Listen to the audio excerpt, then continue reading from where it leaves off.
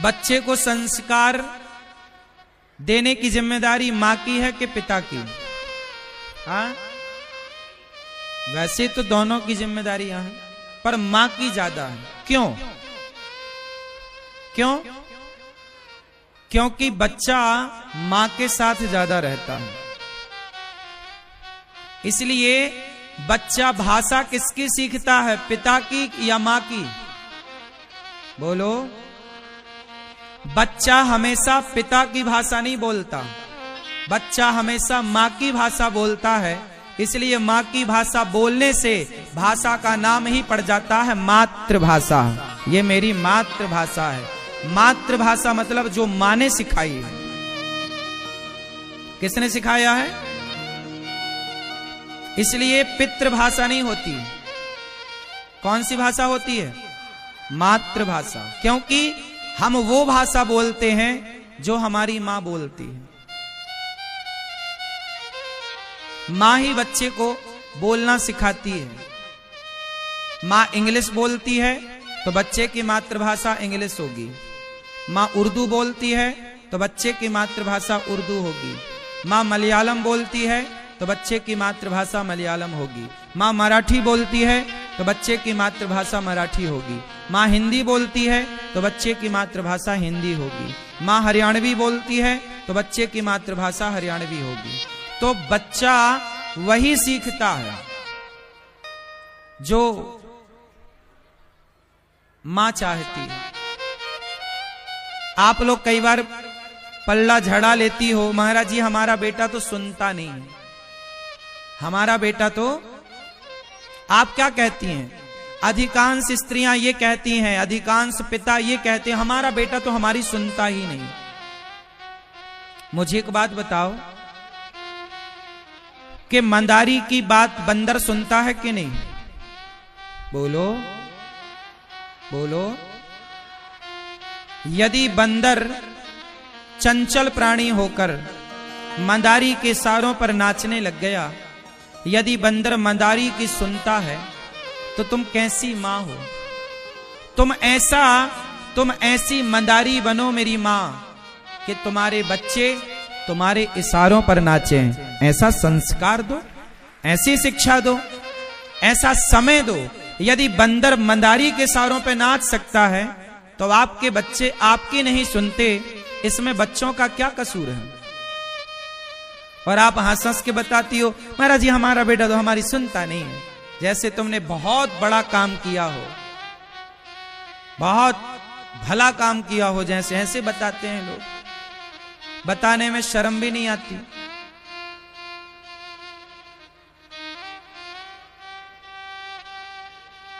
तुम्हारा बच्चा है ना, क्यों नहीं सुनता? बच्चा नहीं सुनता, इसमें बच्चे की गलती है या मां की? बोलो, क्या गलती है?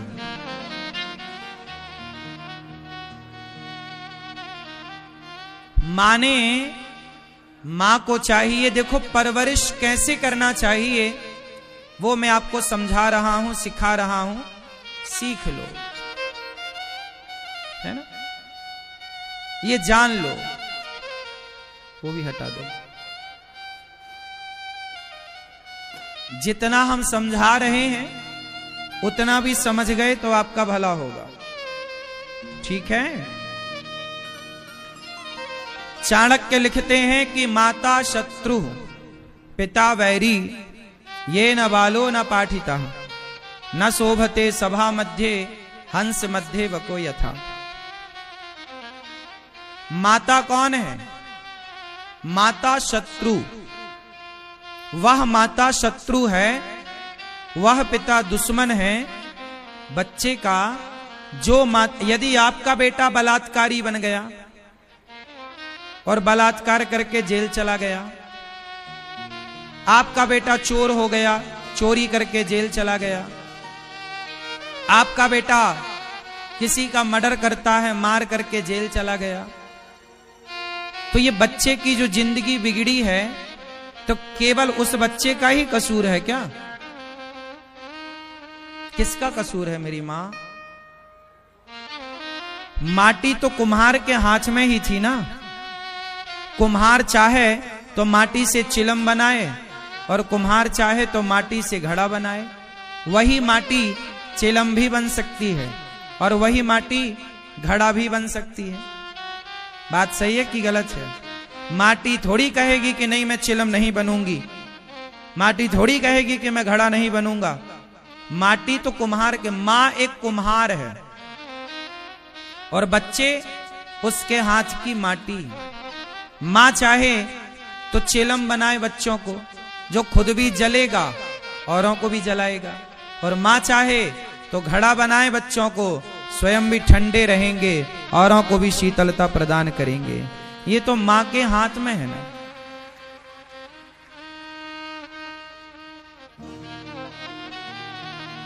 बचपन से अपने बच्चों को अपने कंट्रोल में रखो। बचपन से बच्चे कंट्रोल में कैसे रहते हैं? प्यार से, प्रेम से। मां बहुत प्रेम करती है ना बच्चों से, इसलिए बच्चा किसी और की गोद में नहीं जाता, मां की गोद में जाके चुप होता है।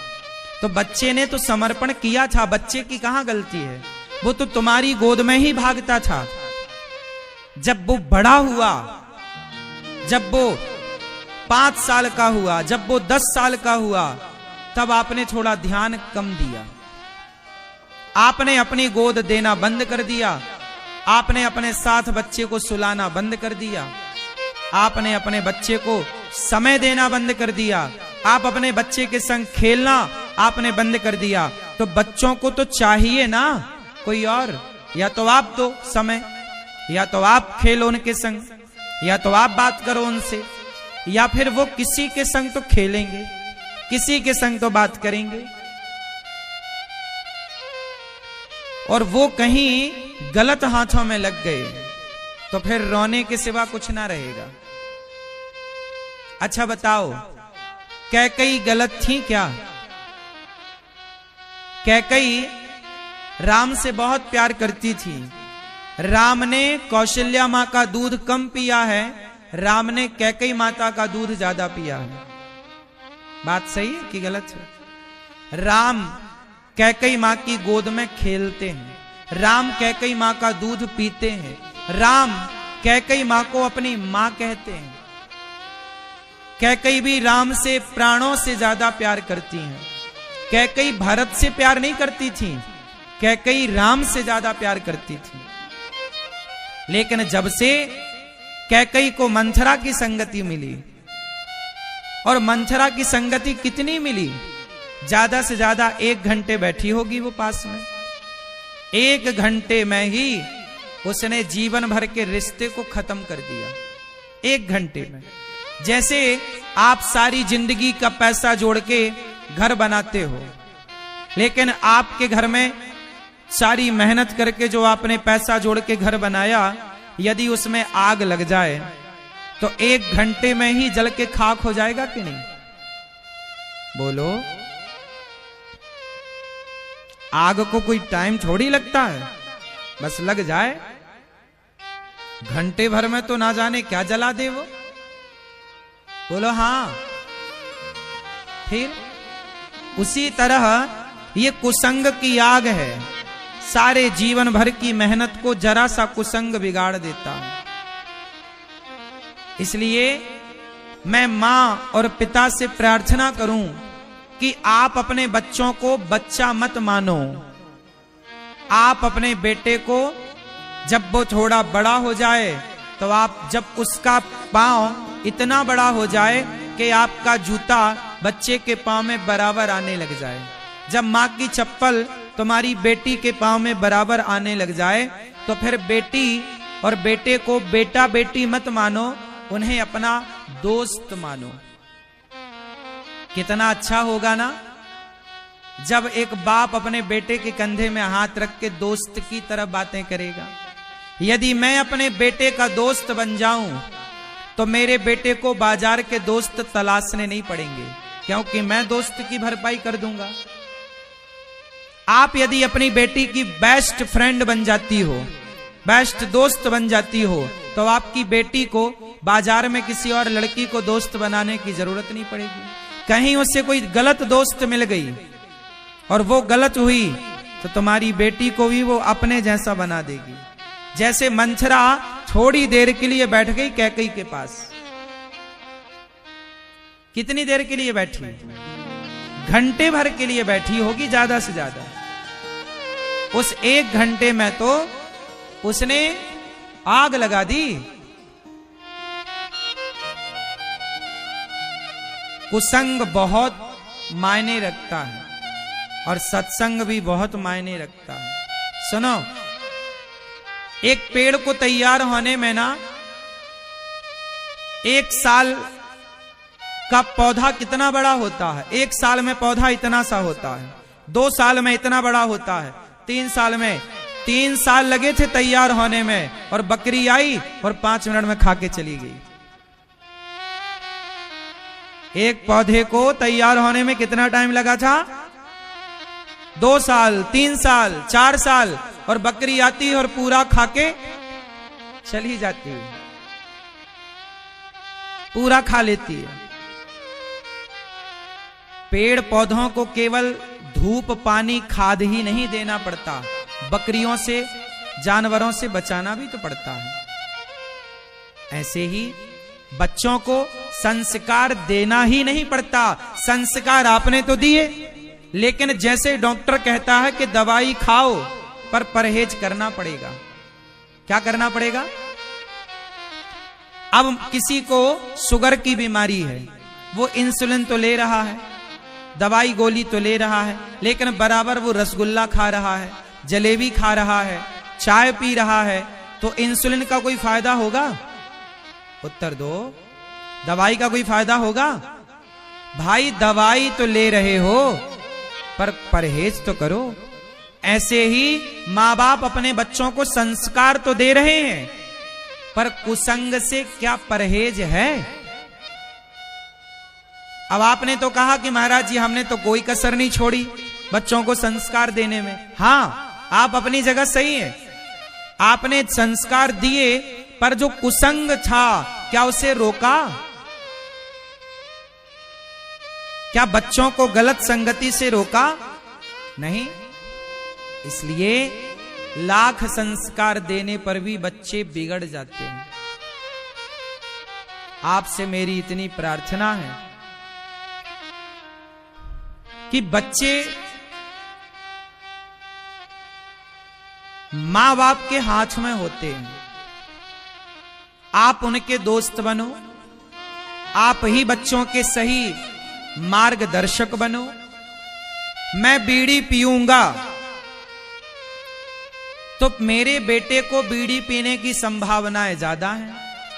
मैं शराब पीऊंगा तो मेरे बेटे को शराब पीने की संभावनाएं ज्यादा हैं।